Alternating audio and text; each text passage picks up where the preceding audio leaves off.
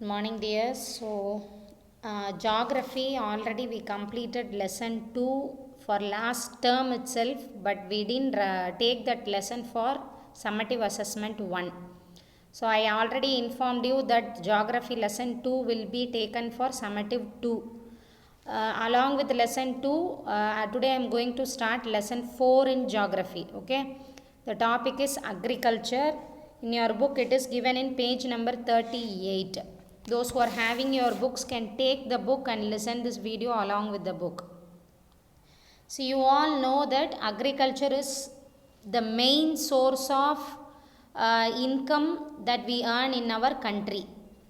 When comparing to other most countries, most probably all the countries are depending on agriculture only, because that is the main process which has to be compulsorily done for the survival of human.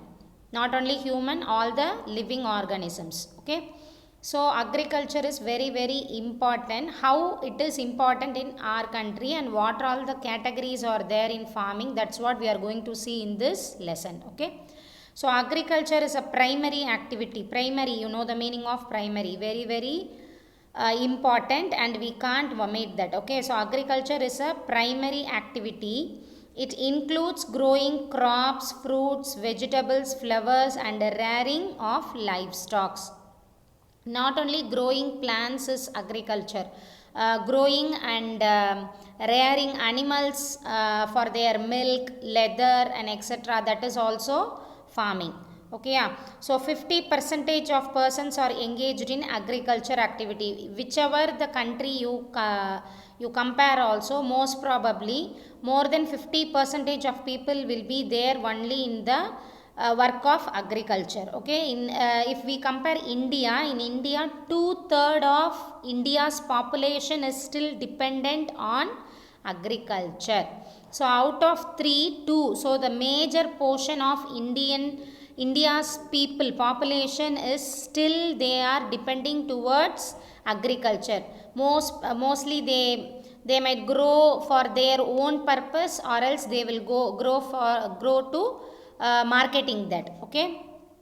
So the next we are going to see about the land. Okay. So the favorable topography of soil and climate are vital for agriculture activity. So without soil, maximum we can't do any agriculture. But nowadays in so many foreign countries and all, even on ship or in the space which they have on their roof, and even in walls and all, they started agricultures. Okay, they started planting small plants which can give flowers, fruits, and etc.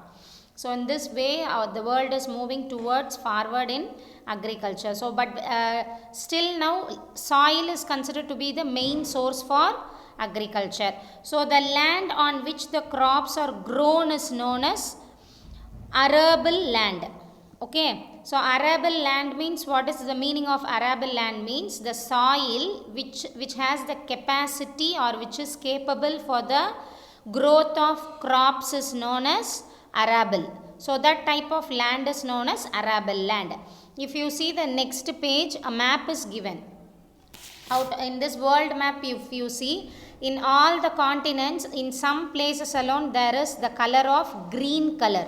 What is the meaning of that? If you see the map, the name of the map is given, world distribution of arable land. That means all the green portions which is covered in the world map, that portion is considered to be the arable land. That lands are very, very comfortable for the growth of crops and plants. Okay. So then under that map a box is given. In that types of cultures were given. What are all the types of culture we are having? Agriculture, sericulture, sissyculture. Okay, actually you have to tell it as sissyculture, and viticulture, horticulture. Okay, these are all the 5 types of cultures we are seeing. That you all know what is meant by agriculture. The science and art of cultivation of soil, raising crops, and rearing livestock is known as growing of plants and growing of animals is known as agriculture. Sericulture means especially it is done only for the purpose of growth of silkworms. for getting silk thread. Okay, you all know silk sarees, silk materials, isn't it? To manufacture that silk saree and silk materials, we need silk thread. So that silk thread is available only if we grow the silkworm.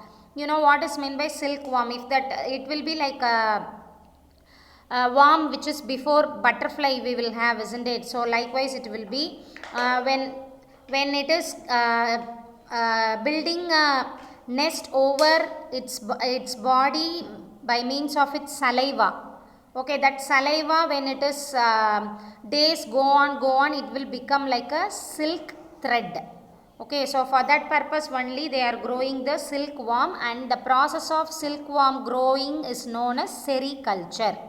And silviculture means breeding of fish in especially constructed tanks and ponds. If you see in Ramanathapuram district, in so many areas there will be small ponds and tanks. Prawn and small fishes, crabs and all will be grown up there. That is only for the purpose of selling. So that kind of growing fishes and aquarium items is known as silviculture. So next, viticulture means cultivation of grapes. Only grapes will be cultivated. That is known as viticulture. Green grapes and black grapes will be cultivated. So next thing is horticulture, means growing vegetables, flowers and fruits for commercial use.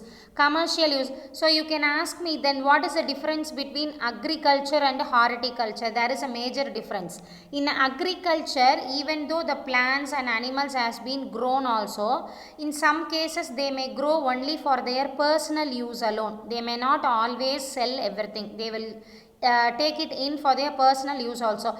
In the home itself they will grow some tomato plants, some brinjal plants they will use for their own usages. Okay, that is known as agriculture.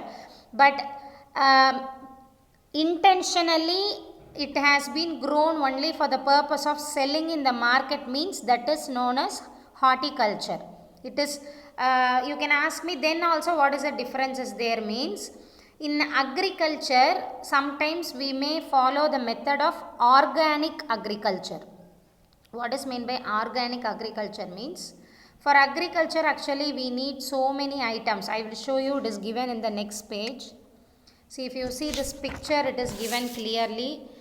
We need so many storage places, labor, machinery, chemicals, everything, water, sunlight, soil, everything is needed for a agriculture. Okay, in some cases, if I told you an example, isn't a tomato plant, brinjal plant, chili plant and all we can grow in the home itself. In such cases, when we are using for our own use, we will not use any pesticides or chemicals. We won't put any chemicals for the faster growth or the size of the fruit or vegetable, whatever we get should not be a bigger size. Likewise, we won't expect anything. Whatever the vegetable comes in the plant, we will pluck and use for our own use. But when it is done in a horticulture, it is only for commercial purpose. Purpose means, for example, if tomato plant is grown for commercial purpose, the tomato should be in a bigger size and it should be in a reddish color. Okay, then only the people are willing to buy the tomatoes. If the brinjal is there, it must be in a bigger shape. The color of the brinjal should be very dark. Chilli means the chilli should be very longer or very big size. It must be greenish in color. Okay, for this purposely they are putting some chemicals, some pesticides for the plants to grow very faster. You understood? So in this way only we can identify the difference between agriculture and horticulture. Okay dears. Okay, now we will see the types of farming. This is one of the major important topic in this lesson. See, as I told you, organic farming, what is meant by it is given in the box. So in this type of farming, organic manure. Manure means nothing but in Tamil we will tell it as oram. Whatever the plant we grow, that doesn't matter, but we have to put the manure. In commercial methods, what is happening is the people buy the manure from the government gudons. It is nothing but the chemicals. Okay, they are putting the chemical and growing the plants fastly and bigger in size. But in organic method, we will not use any chemical or pesticides. We will use only organic manure. Organic manure means the wastage of animals, the wastage of plants, everything is considered to be the organic manure. And pesticides is nothing but the neem water, tulasi water, and whatever it is, these things and all, then turmeric water, these things and all considered to be the pesticides. If you mix the neem leaf, if you crush the neem leaf and if you mix with the water and if you pour towards the leaves of the plants, no insects or any bacteria like this, anything will not enter into the plant. Okay, now we will see the types of farming. In types of farming, we are having two major types. One is subsistence farming, the next one is commercial farming. Two types of farming is there. So this subsistence farming is again classified into two types. They are intensive subsistence and primitive subsistence. So first we will understood what is meant by subsistence farming means. This type of farming is practiced to meet the needs of the farmer's family. As I told you before, we can convince our own family by means of growing plants. We no need to go outside and buy. We can grow by ourselves and we can use it. Before days and all, this was being followed. Nobody will go out and get anything else. If they need anything else, they will grow, they will use it. That's all. Okay, so this type of farming is known as subsistence farming. So this is classified into two main categories, that is intensive and primitive. What is meant by intensive means the farmer cultivates a small plot of land using simple tools. They will never use any more chemicals or big machineries or whatever it is. Nothing will be used. Only laborers will work there, and small tools has been used for that. This type of agriculture is known as intensive subsistence agriculture. Okay, next is primitive subsistence agriculture means it is nothing but shifting cultivation and nomadic herding. Two types of method is there in primitive subsistence agriculture. One is shifting cultivation is nothing but it is not a compulsion to cultivate only in a plain area. Even whatever the land they have, mountain areas, slope areas, whatever it is, they will use that for cultivating. That means in intensive method, for a year whole that same plant will be cultivated. But in primitive subsistence, according to the season, they will cultivate and change the plants according to the season time. For example, if you take Ooty, Kodaikanal, like this mountain areas means, they will in some cases they will cultivate potato, sometimes they will cultivate carrot, sometimes cauliflower, sometimes cabbage, like this. They will turn wisely, they will start cultivating the plants. Okay, this is known as primitive subsistence agriculture. So shifting cultivation. Okay, so next, nomadic herding means in last lesson I hope so we learned about the nomads. What is meant by nomads? You all know it well. The people, those who live in desert and they will never live in the same place. They will often change their place according to the climatic conditions. That type of people is known as nomads, isn't it? So nomadic herding means nothing but the people, those who rear the animals. Their most probably main farming is only animals. They won't grow plants, they won't grow anything else, because as they live in the desert and dry area, they need lots and lots of water for growing plants.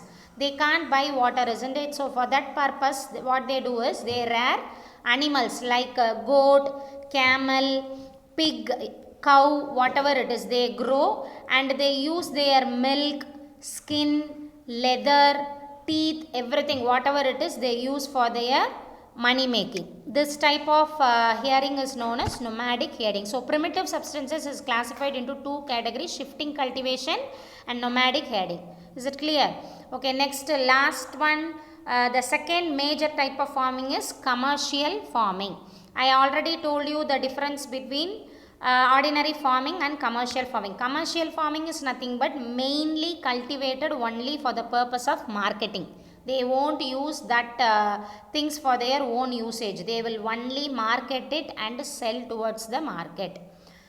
Okay, so this is known as commercial farming.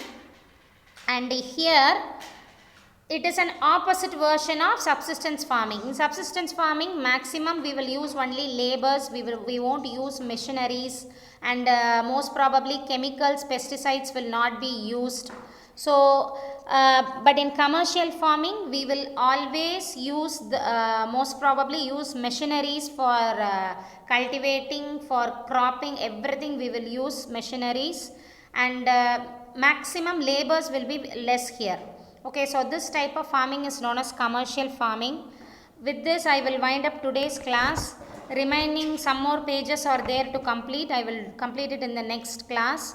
If you have any doubts regarding till this topic, you can contact me in the group. Don't waste your time. I completed 4 pages now, so you can start learning this lesson also. See the important facts like types of cultures, agriculture, sericulture, silviculture, like the definitions and the types of farming, these things and all you can start learning. Okay dears, see, don't waste your time. Soon you are going to write your summative 2 exam, so whenever you have time, don't waste it and revise all the subjects as soon as possible. Okay, thank you.